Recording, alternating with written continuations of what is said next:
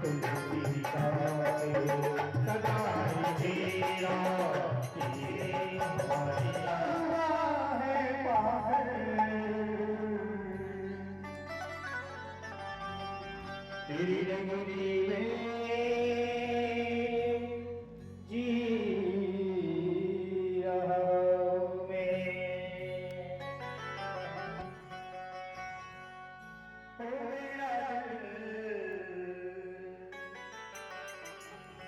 मेरा दिल तुझे कुर्बान रहिया तेरे तेरा दिल तुझे कुर्बान रहिया तेरे मेरा दिल तुझे कुर्बान रहिया तेरे मेरा दिल तुझे कुर्बान रहिया तेरे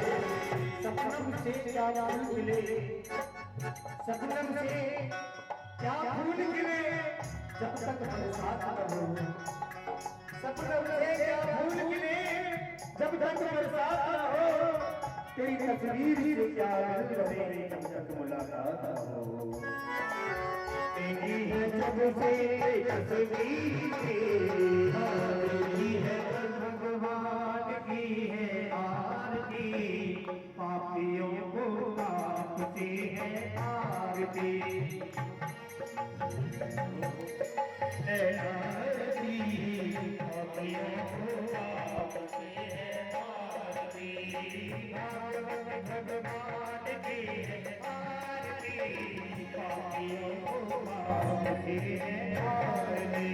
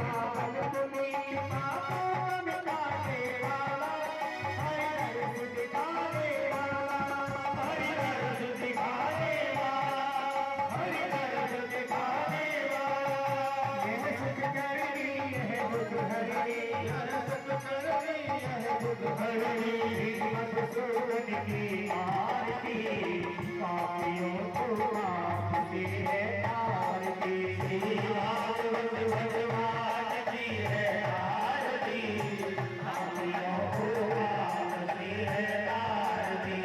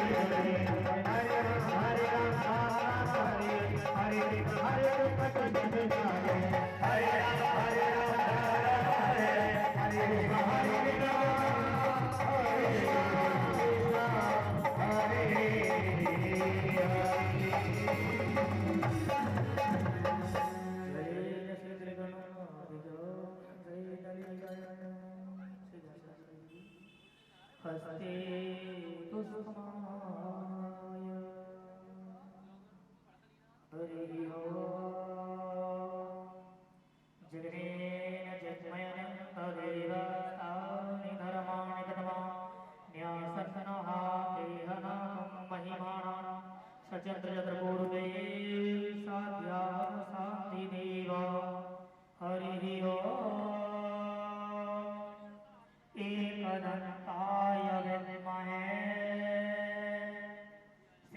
वक्रतुण्डाय धीमहि तन्नो दन्ति प्रचोदयात्। हरिः ओम्। कात्यायनी च विद्महे श्रीकन्याकुमारी च धीमहि तन्नो श्रीदुर्गादेव्यै प्रचोदयात्। हरिः ओम्। महालक्ष्मी च विद्महे विष्णुपत्नी च धीमहि तन्नो लक्ष्मी प्रचोदयात्। श्रीहन्तिकाकुलचम्पकटलक्ष्मी पुष्पागजातिकरलीन्दसालपुष्टि विल्वप्रवालतुलसीदलमञ्जरी विद्वा पूजयामि जगदीश्वरमे प्रसीदो। नानासुगन्धिपुष्पाणि यथा कालोद्भवानि च पुष्पाञ्जलिर्दत्तो घ्राणां परमेश्वरी मत्पुष्पाञ्जलिर्समर्पयामि। बोलिए श्रीमद्भागवत की श्री विद्याजी महाराज की।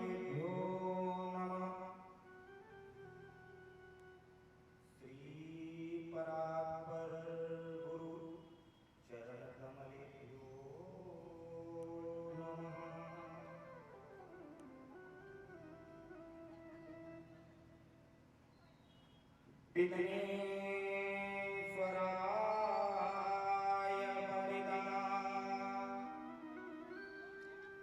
यदुरप्रियाय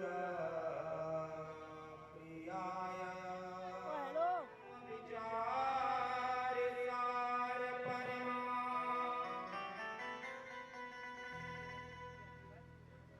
आद्यां जगद्व्यापिने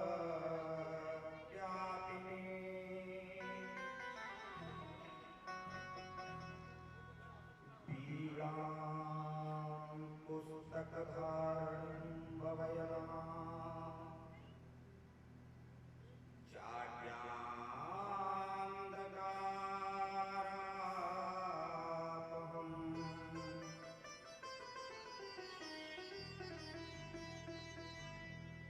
हस्ते स्फाटिकमालिकां विदधति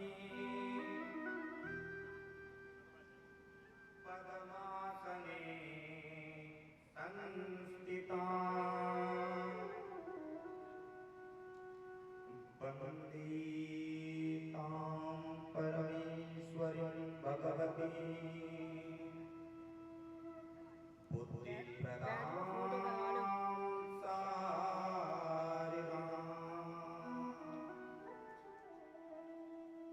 कामख्यावरदां नीलपर्वतवासिनीं त्वं देवी जगन्माता योनिमुद्रा नमोस्तुते।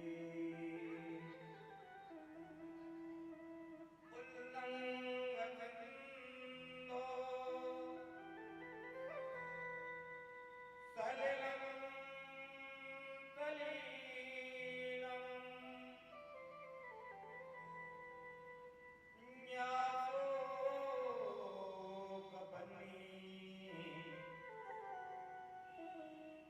जनिकामजाय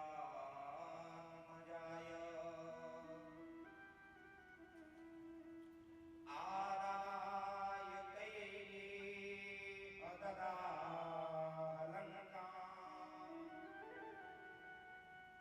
नमामि तं भगवान की जय। व्यास भगवान की जय। सुखदेव भगवान की जय। शंकर भगवान की जय। श्री वृंदावन बिहारी लाल की जय। श्री राधा रानी सरकार की जय। श्री यमुना महारानी की जय। श्री गिरिराज महाराज की जय। वैद्य 84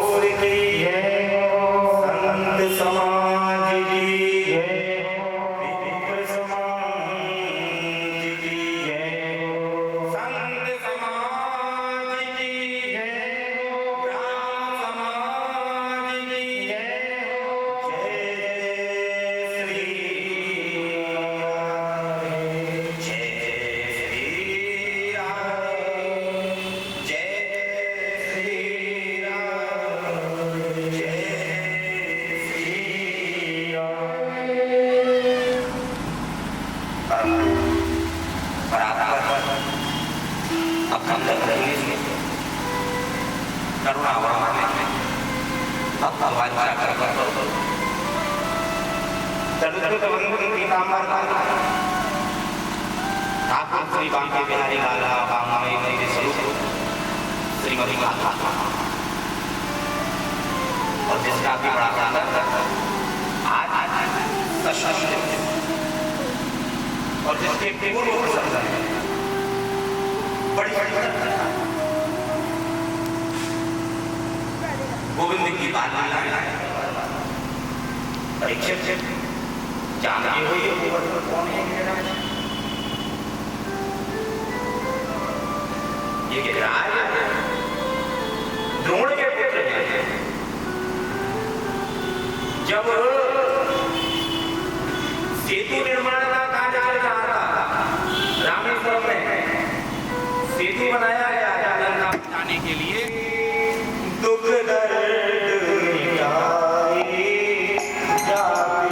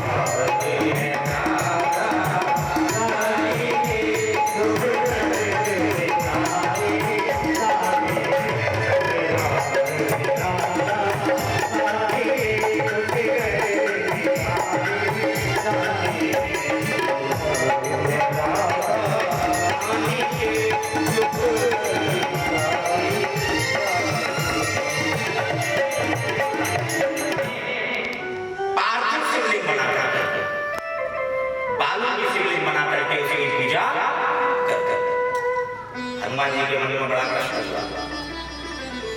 वो पत्थर ना तो परीक्षित के चेहरे पर कोई उत्साह का हुआ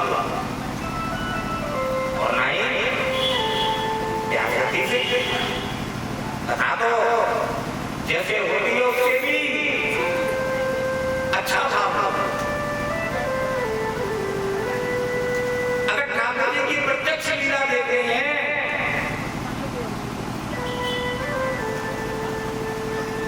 इससे अच्छा स्थान नहीं मिलेगा।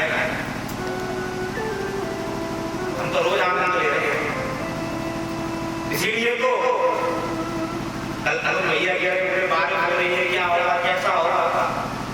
हमने की भैया बारिश का सबसे ज्यादा नुकसान कैसे होगा, हमको श्रद्धालु कमाएंगे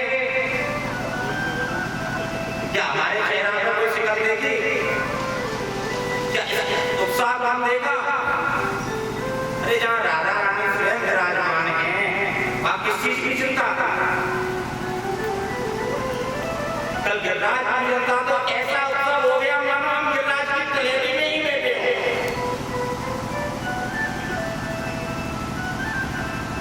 यही तो भागवत का आनंद है। सुखदेव जी महाराज कहते राजा परीक्षित हनुमान ने उस पत्थर को वहीं छोड़ दिया और जैसे ही उस पत्थर को छोड़ा तुलसी जी महाराज आए और उसको लेकर के चले गए।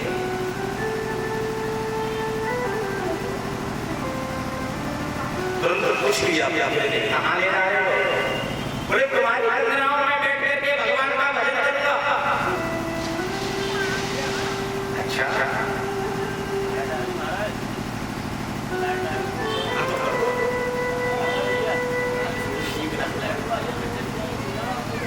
अब देख रहे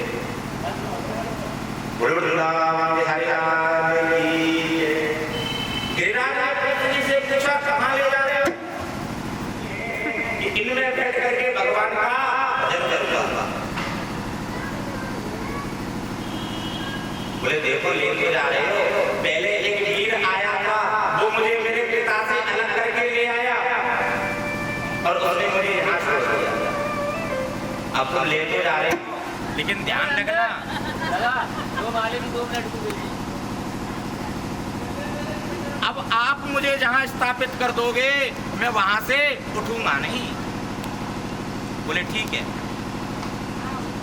गिरिराज को लेकर के चल दिए और जैसे ही ब्रजमंडल में पहुंचे तो क्या देखते हैं, ब्रज की कंदराओं को देख करके मन में विचार आया कि कुछ देर यहाँ पर विश्राम किया जाए और उस पर्वत को वहां रख दिया और विश्राम करने लगे।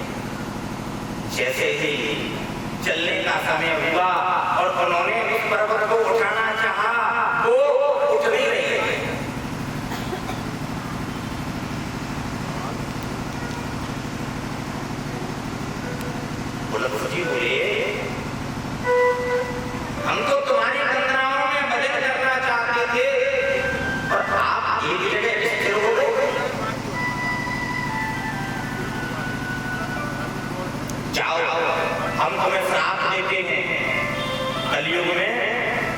दिल भर रोज रास्ते चले जाओ, स्थिर नहीं रहो। पुलस्त्य जी का श्राप लगा, तब से गिरिराज एक दिल जमीन में धंसते जा रहे हैं। सुखदेव जी महाराज कैसे आ जाते, भगवान तो सबके दिल में रहते हैं। आज जब हनुमान के हृदय का भाव देखा, इतनी दूर से पत्थर लाया और उसकी भी पूजा नहीं। भगवान ने कहा मत, इस बार नहीं, कृष्ण अवतार में मैं इसकी पूजा नहीं अपने समस्त परिवार से, मित्रों से, गांव वालों से, पूरे राज्य से करूंगा। देव जी महाराज कैसे आया,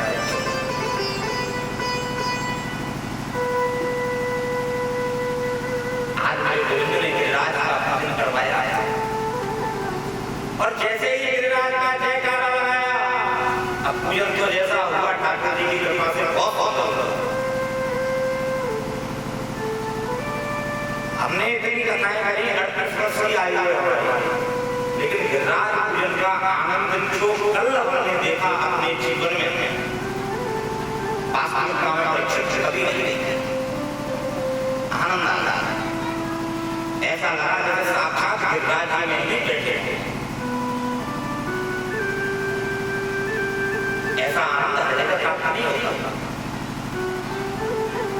और आज ब्रजवासी जैसे ही इकट्ठे हुए जयकारा लगाया, बोल गिरिराज महाराज की जय हो। और जैसे ही जयकारा लगाया, ये जयकारा इंद्र के कानों में पहुंच गया। और जैसे ही इंद्र के कानों में ये जयकारा पहुंचा, उसी समय इंद्र बड़ा हुआ। बोले देखो, ब्रजमंडल में मेरी पूजा हो रही है, लोग मेरे नाम के जयकारे लगा रहे हैं। नारद जी बोले जरा गौर कर सुनो, किसके नाम के जयकारे लग रहे हैं? तुम्हारी पूजा नहीं हो रही है। बोले कौन? कि एक ब्रजवासी बाला ने तुम्हारी पूजा को बंद करा करके गिरिराज की पूजा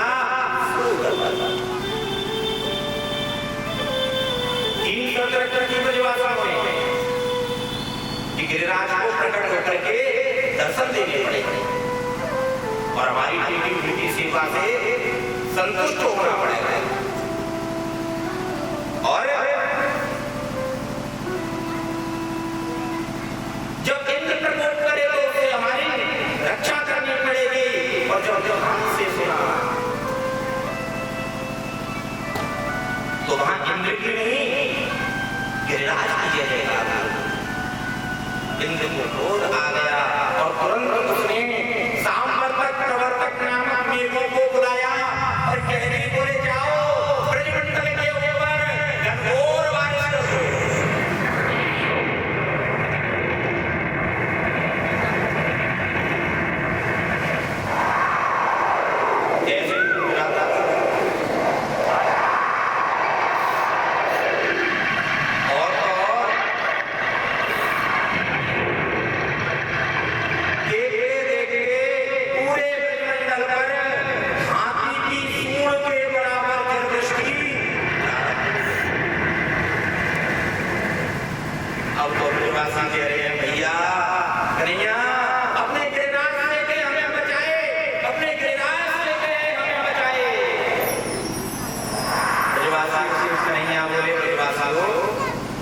अपने नेत्रों को बंद करो।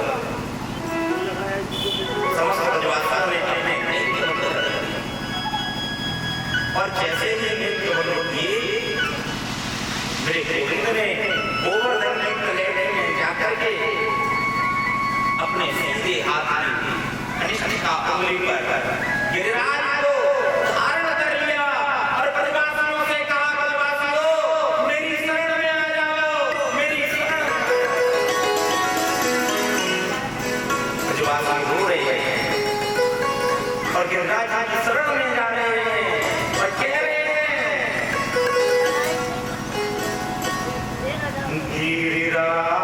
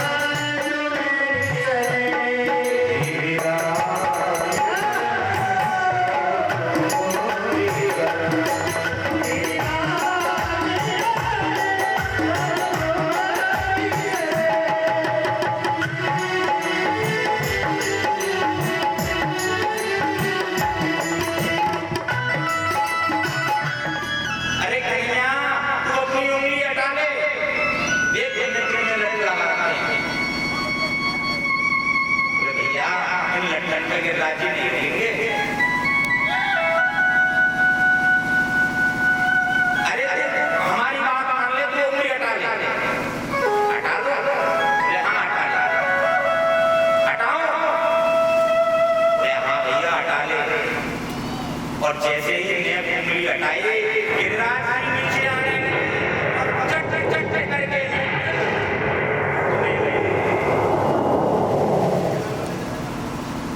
ओ भैया पकड़ियो पकड़ियो, ओ भैया रो, भैया एक बात बता, गिरिराज जी हमसे नहीं मिले और मैंने एक हरिया में धारण की। कन्हैया जी कहते हैं निवासियों, कछु माखन को बल बड़ो,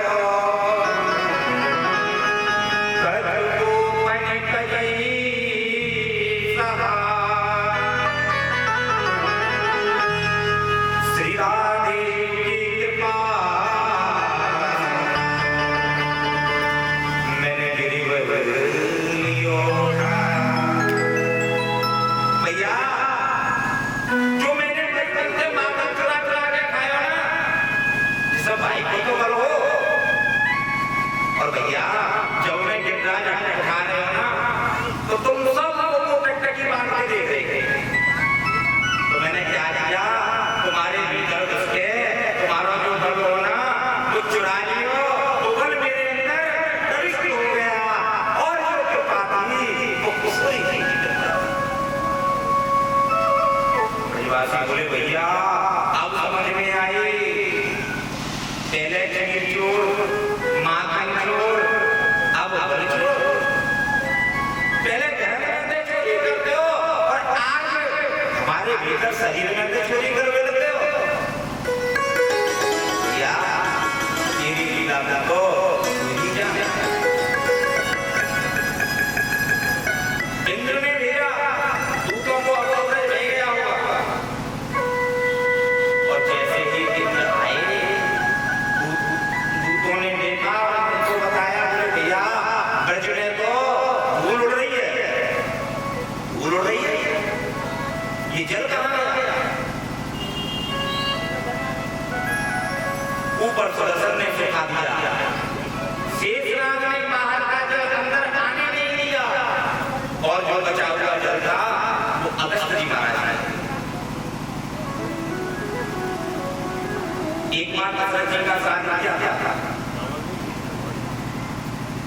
सीता माता कहते हैं ऐसा ब्राह्मण लेके आते हो कि एक पूरी आता है, उससे ज्यादा कोई ब्राह्मण खाता ही नहीं। बोले ऐसा ब्राह्मण लेके आओ तो मन भर के।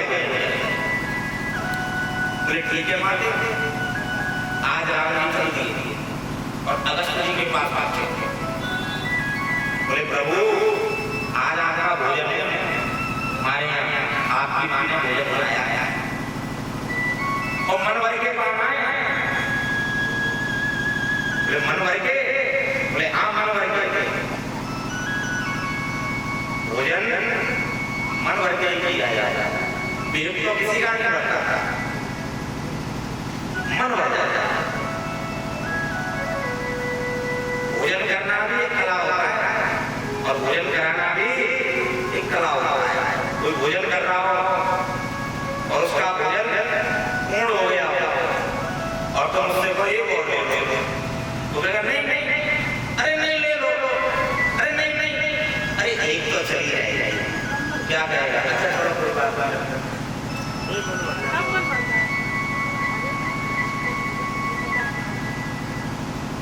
सुखदेव जी महाराज कहते राजा परीक्षित,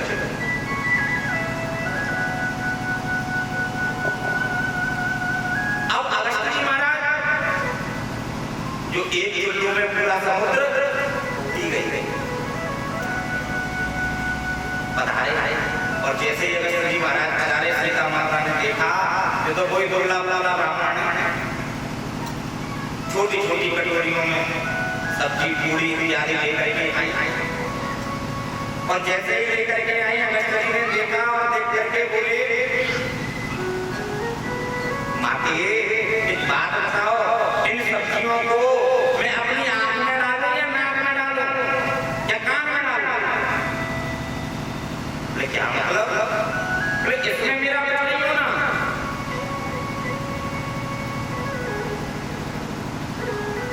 इसमें मेरा कुछ नहीं होना है। अगर आपको भोजन कराना है तो और लेके आओ। देवी महाराज कहते हैं राजा परीक्षित, सीता मैया बोली आप शुरू तो करो। और सीता मैया इतना कह करके रसोई की तरफ गई और पूरी लेकर के आई तो देखा पूरी प्लेट समाप्त। सीता माता ने पूरी रखी, तुरंत सब्जी लेकर के आई, देखा तो पूरी समाप्त। सीता माता जा रही है अंदर से भोजन ले लेके आ रही है, और जब तक लेके जाती लौट के आ जाती खाली समाप्त हो जाता। धीरे धीरे करके पूरा दिन निकल गया। सुबह से शाम हो गई, माता सीता रसोई में चक्कर लगा रही है और लक्ष्मण महाराज भोजन कर रहे हैं। सायंकाल हुआ, चारों राजकुमारियां आ रही, सीता उर्मिला पांडवी कीर्ति। अब सीता माता भोजन को रोक रही है और तीनों राजकुमारियां भोजन बना रही हैं, और ये प्रक्रिया चलते चलते 10 दिन बीत गए और भोजन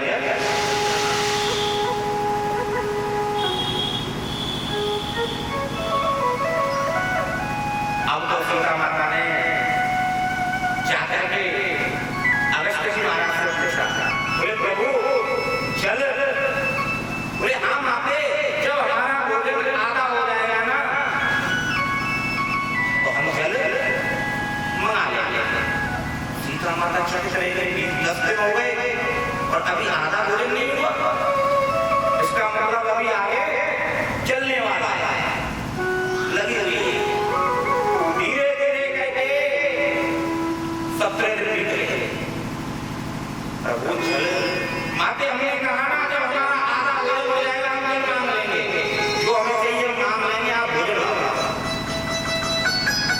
अब तो चारों राजकुमारियां थक गई। माता सीता से बोली अब कुछ और व्यवस्था करो। माता सीता ने गणेश का ध्यान लगाया और गणेश रिद्धि सिद्धि लेकर के आया।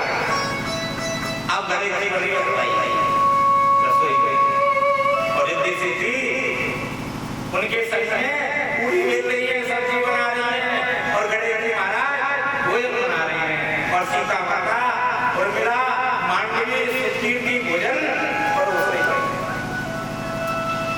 धीरे धीरे करके 27 दिन बीत गए। माता सीता राम जी के पास पहुंची, प्रभु ब्राह्मण लाते थे, ऐसा लाते थे कि 2 पूरी 4 पूरी, और आज ब्राह्मण लाए हो तो ऐसा लाए हो कि 27 दिन हो गए अभी तक आधा भोजन नहीं हुआ। बोले हमारे बस की नहीं है। आप भी तो कहते थे कि ऐसा ब्राह्मण लाओ जो मन भर के भोजन करे। अब ऐसा ब्राह्मण आ गया कि भोजन नहीं करा रहे। बोले प्रभु अब तो हाथ पैर कीर्तन करने लगे। अब नहीं, भगवान ने अगस्त जी के पास जाकर के आंखों से इशारा कर दिया। बोले प्रभु माता जी का मोह भंग हो गया। तुरंत डकार आ गई, माते चल लेके आओ। राम जी हाथ जोड़ करके खड़े हो गए। प्रभु जब आपने आचमन किया था ना, हाथ धोए थे, उस आचमन और हाथ धोने में पूरी अयोध्या के माट के खाली हो गए, पानी बचा ही नहीं। तो बोले अब तो भोजन बिना जल के भोजन अधूरा है। और भोजन का गुण जब भी माना जाता है जब पान जल पान कर लिया जाता है। जल पान करना तो आपका साथ का होगा नहीं। बोले प्रभु अब आपको 1 दिन का इंतजार करना पड़ेगा जल के लिए। जब मेरा प्रश्न होगा तो मैं गिरिराज भोजन करवाऊंगा, जितनी जो बारिश करेगा वही आपका प्यास। वही अगस्त्य जी महाराज गिरिराज पे आकर के बैठ गए और जितना जल इंद्र ने बरसाया उस सबको अब इनको पता चला। और जैसे ही इनको पता चला सुखदेव जी महाराज के राजा आज इंद्र नतमस्तक होकर के प्रार्थना करता हुआ भगवान के पास आ गया। और जैसे ही भगवान के पास आ गया बड़ी सुंदर स्तुति करने लगा। विशुद्ध सततम तदभाम शांतम तपोमयं वज्रजस्तमस्तकम्।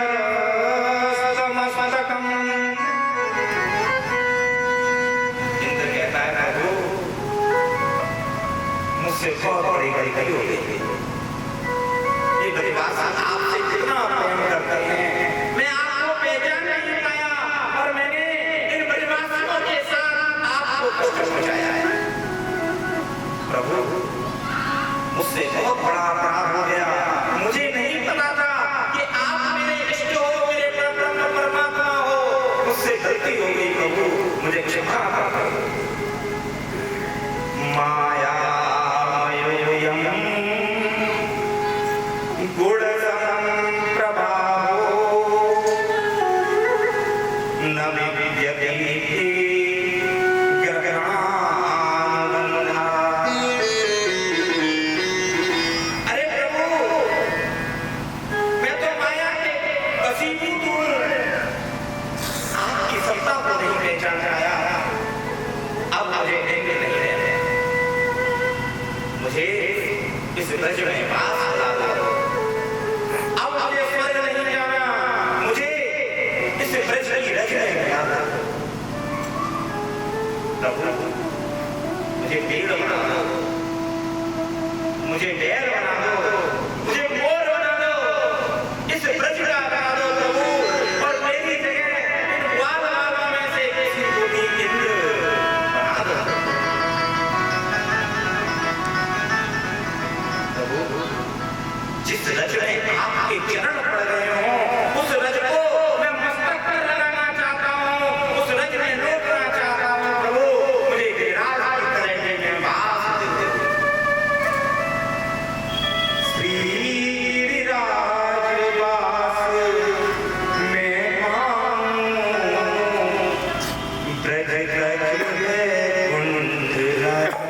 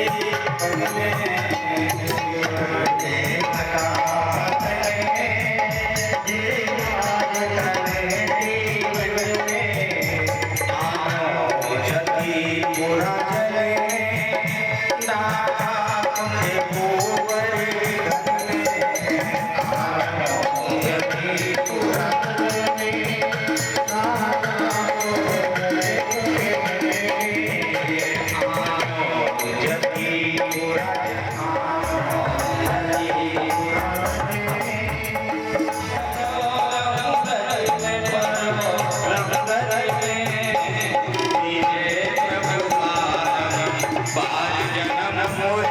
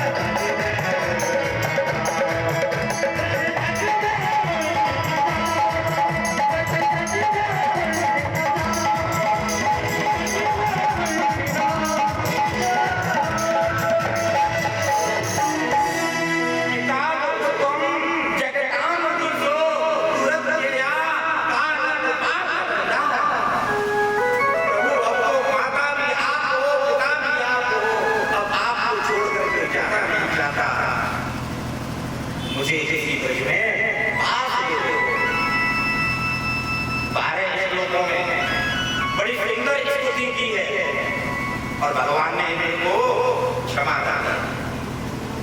परीक्षित ने पूछा, प्रभु एक बात बताओ, ब्रह्मा ने 24 श्लोकों में स्तुति की, लेकिन भगवान ने क्षमा और इंद्र को क्षमा कर दिया। अरे बोले भैया, ब्रह्मा ने और इंद्र ने जो दोनों कार्य किए थे ना, वो एक चल भीड़ू है जा भाई, और क्या कहते हैं, एक पब्लिक देख ले कोई वाला भगवान के भक्तों को भगवान से अलग अलग ब्रह्मा जी बच्चों को चुरा करके ब्रह्मलोक में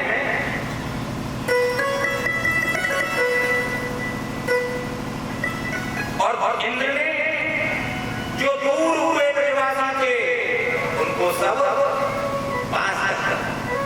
कहने का भाव, भगवान के भक्त को कभी भगवान से अलग करने का प्रयास मत करो। अगर ऐसा करोगे भगवान खुश हो जाएंगे, कभी क्षमा नहीं करेंगे, चाहे तुम ब्रह्म ही क्यों ना हो। और गलती से भी भूल से भी अगर तुम भगवान के भक्त को मिला दोगे, भगवान प्रसन्न होंगे। तो स्वयं ठाकुर जी कहते हैं, मैं तो हूँ भक्त को दास, भगत मेरी मुकुटमणि।